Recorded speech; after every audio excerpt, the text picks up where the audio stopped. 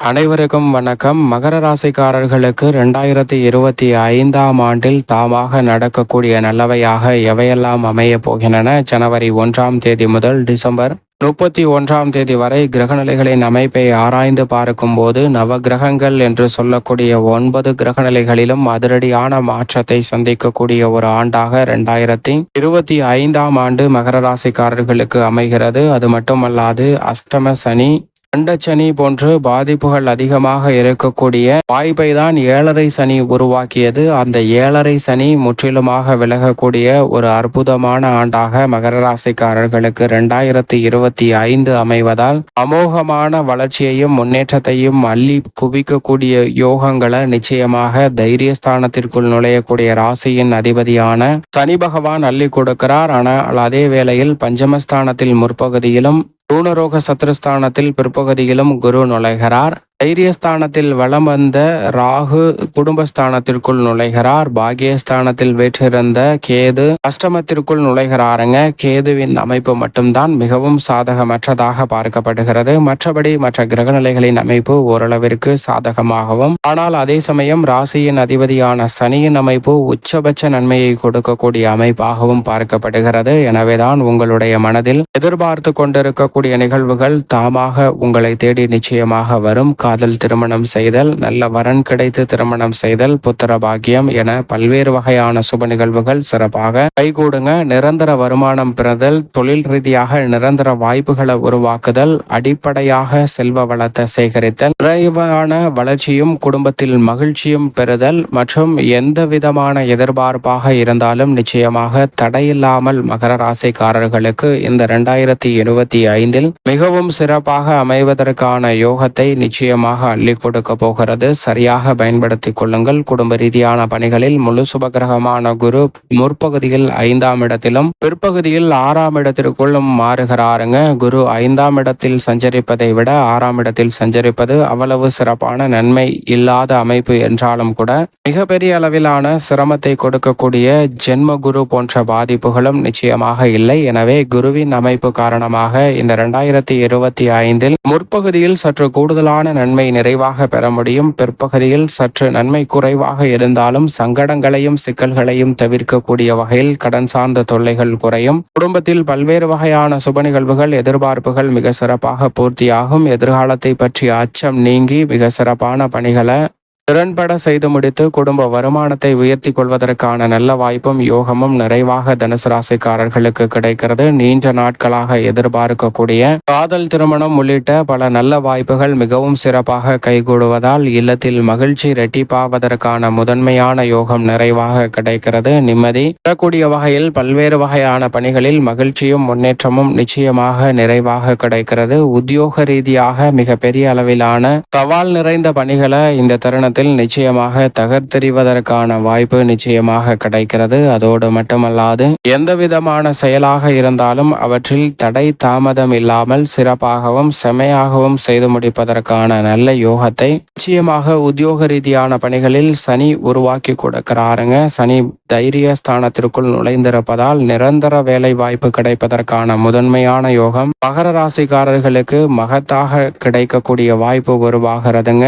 வெளிநாட்டு வேலை வாய்ப்பு, நிரந்தர வருமானத்தை உயர்த்தி கொள்ளக்கூடிய யோகம், ஊதிய உயர்வு, பதவி உயர்வு என அடுக்கடுக்காக பல நல்ல வாய்ப்புகளை நிச்சயமாக சந்திக்கலாம். உத்தியோக ரீதியாக மகிழ்ச்சி என்பது இனிமையாக கிடைப்பதற்கான முதன்மையான யோகம் உண்டு. தொழில்துறை, வியாபாரத்துறையை பொறுத்த வரைக்கும் சனி யோகத்தை அள்ளி கொடுக்கக்கூடிய 3ஆம் இடத்திற்குள் நுழைந்திருப்பதால் உங்களது மனதில் தேக்கி வைத்திருந்த திட்ட வடிவில் இருந்த அனைத்து விதமான தொழில் ரீதியான பணிகளையும் செயல் வடிவம் கொடுக்கலாங்க. அதோடு மட்டுமல்லாது மற்றவர்களிடம் வேலை பார்த்த நிலை மாறி மற்றவர்களுக்கு வேலை வாய்ப்பை உருவாக்கி கொடுக்கக்கூடிய வகையில் நிச்சயமாக உங்களுடைய வளர்ச்சியானது மிக சிறப்பாக அமைவதற்கான முதன்மையான யோகத்தை அள்ளி கொடுக்க போகிறது. எனவே சரியாக பயன்படுத்திக் கொள்ளுங்கள். அதோடு மட்டுமல்லாது தொழில்துறை, வியாபாரத்துறையில் மத்திய மாநில அரசின் சலுகைகள் நிறைவாக கிடைப்பதற்கான யோகம் உண்டு.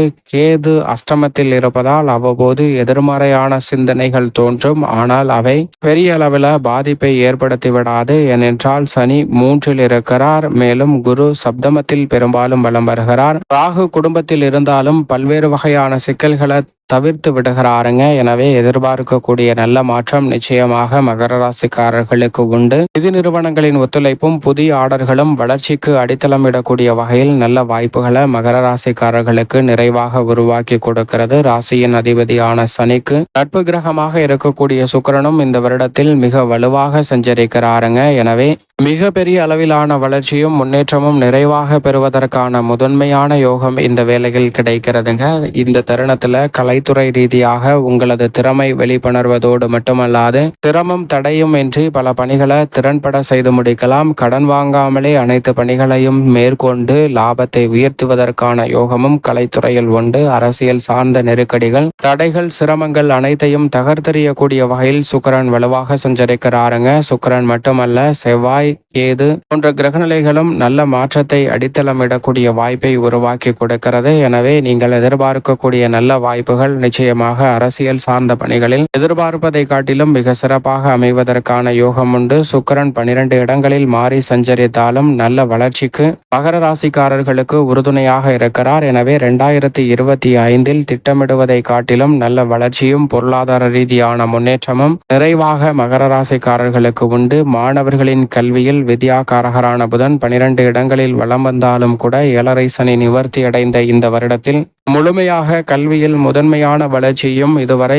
இழந்த வாய்ப்புகளையும் மீண்டும் பெற்று பயில்வதற்கான நல்ல யோகம் நிச்சயமாக நிறைவாக கிடைக்கிறது. மற்ற விஷயங்களை காட்டிலும் கல்வியில் எதிர்பார்க்கக்கூடிய மகிழ்ச்சியான சூழ்நிலை நிச்சயமாக உண்டாகக்கூடிய ஒரு அற்புதமான ஆண்டாக பார்க்கப்படுகிறது. விவசாயத்துறையின் அதிபதியான செவ்வாயும் இந்த வருடத்தின் துவக்கத்தில் சப்தமம், அஷ்டமம், 9, 10, 11 ஜென்மம் என பல இடங்களில் மாறி சஞ்சரிக்க போகிறாருங்க. செவ்வாய் பெரும்பாலும் இந்த வருடத்தில் நல்ல மாற்றத்தையும் முன்னேற்றத்தையும் வலுவாக அள்ளி கொடுக்க போகிறார். சரியாக பயன்படுத்திக் கொள்ளுங்கள். ஏனென்றால் செவ்வாய் வருடத்தின் முதல் 2-3 மாதங்கள் மற்றும் சாதகமற்ற அமைப்பிலும் அதற்கு பிறகு மிக வலுவாக நல்ல மாற்றத்தை அள்ளி கொடுக்க போகிறார். எனவே நிரந்தர அசையும் அசையா சொத்துக்கள் வாங்குவதற்கான முதன்மையான யோகமும் நிச்சயமாக இந்த தருணத்தில் நிறைவாக மகர ராசிக்காரர்களுக்கு கிடைக்கிறது. சரியாக பயன்படுத்திக் கொள்ளுங்கள். விதுர்காரகன் என்று சொல்லக்கூடிய சூரியன் 12 இடங்களில் மாறி மாறி சஞ்சரித்தாலும் பெரிய அளவிலான சிரமம் இல்லை. நல்ல முன்னேற்றம் நிறைவாக உண்டு. மாதுர்காரகன் என்று சொல்லக்கூடிய சந்திரன் 12 இடங்களிலும் 12 அல்லது 13 முறை வலம் வர போகிறாருங்க. அப்படி வலம் வரக்கூடிய இந்த வேளையில் சில நல்ல வாய்ப்புகளை தவற விட்டோமே என்று எண்ணி வருத்தப்பட்ட சூழ்நிலையில் மாற்றம் ஏற்படக்கூடிய வகையில் நிச்சயமாக மகர ராசிக்காரர்களுக்கு மீண்டும் அந்த நல்ல வாய்ப்புகளை சந்திரன் உருவாக்கி கொடுப்பார். 7.5 சனி நிவர்த்தி அடைவதால் சரியாக பயன்படுத்திக் கொள்ளுங்கள். மேலும் சாதகமாக மாற்றிக்கொள்வதற்கு நிச்சயமாக மகர ராசிக்காரர்கள் வாரத்தில் ஏதேனும் ஒரு நாள் விரதம் இருந்து அருகாமையில் உள்ள இஷ்ட தெய்வ ஆலயம், உங்களுக்கு பிடித்த தெய்வத்தின் ஆலயத்திற்கு சென்று தீபம் ஏற்றி வழிபாடு செய்யுங்கள். தங்களுடைய வாழ்வில் சந்திக்கக்கூடிய அனைத்து சிரமங்களும் விலகி தாமாகவே வளர்ச்சியும் முன்னேற்றமும் நிறைவாக அமைவதற்கான யோகம் நிச்சயமாக இந்த 2025 ஆண்டில் அமோகமாக கிடைக்கும் என்பதில் சந்தேகமே இல்லை. மகர ராசிக்காரர்களுக்கு